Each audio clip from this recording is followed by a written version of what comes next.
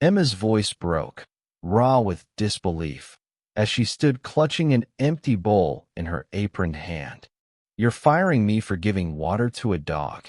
Each word dripped with shock.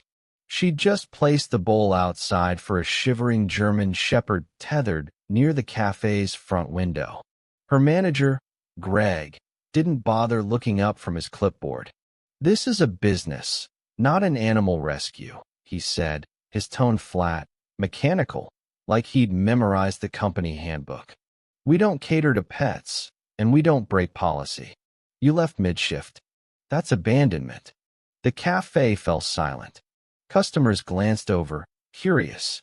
A few waitstaff lingered behind the counter, caught between tasks and the urge to intervene, but no one spoke. Not yet. Emma blinked, struggling to process. Just 10 minutes ago, she'd noticed a frail man in a wheelchair, his cap adorned with veterans' ribbons, trying to soothe his overheated service dog outside. The dog was tied to a parking meter, panting under the sun, while the man waited for his order. So, she'd grabbed a bowl from the kitchen, filled it with water, and brought it out. Apparently, that was unprofessional. "I'll get my things," she murmured, swallowing the knot in her throat. 2 years she'd worked here, picking up extra shifts, smiling through rude customers. And this was her reward. Greg didn't even pause. "Leave the apron," he barked, "and don't come back." As Emma turned to leave, a quiet murmur stirred in the cafe, a ripple of something extraordinary unfolding beyond the windows. Head swiveled. The bell above the door chimed in an odd cadence, boots thudding in rhythm. 3 men in crisp marine dress blues entered, followed by 3 more, then another 6, 12 in total, their postures rigid, chests gleaming with decorations, faces hard enough to hush a battlefield. Greg stiffened, suddenly wary. Can I help you, gentlemen?" The lead Marine, the tallest, his nameplate reading Carter, surveyed the room like he was scanning for threats.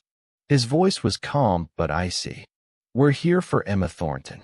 Every eye in the cafe turned to her. Emma froze, her heart racing, torn between fear and gratitude. "Why, yes," she stammered. Carter gave a slight nod. "Is it true you were terminated for aiding a service dog in distress? For helping one of our wounded brothers?" Emma hesitated. "Yes, sir. I didn't mean to cause any trouble." "You didn't," Carter said, his tone unwavering. "They did."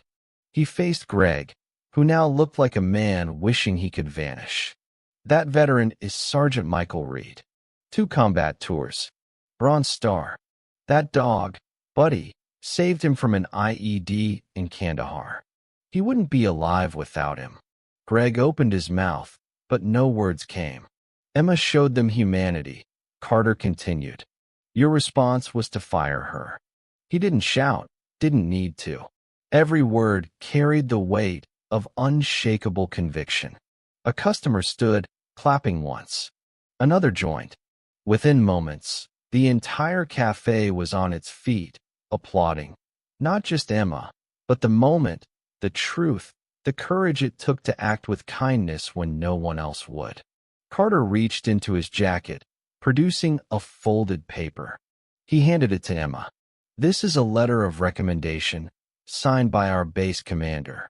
If you want a job, you'll have one by day's end. If you want a future with us, we'll make it happen." Emma's lips quivered, tears welling, not from sorrow now, but from overwhelming affirmation. Greg stepped forward, fumbling for an explanation, but Carter raised a hand, silencing him without a glance. No apology can undo the arrogance of punishing someone for decency. Another Marine opened the door. Carter turned to Emma. "You don't leave alone today. You leave with us." She slipped off her apron, placing it gently on the counter, and walked toward the Marines. Customers parted like a guard of honor, some reaching out to touch her shoulder, others nodding with tearful smiles.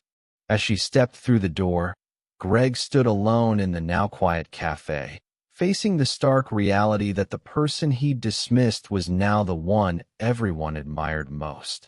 When kindness is punished, it's up to good people and steadfast warriors to rise and remind us what honor truly means. Before we close this story, let us know in the comments where you're watching from. If this touched you, subscribe to the channel, hit that like button, and leave a karma in the comments below.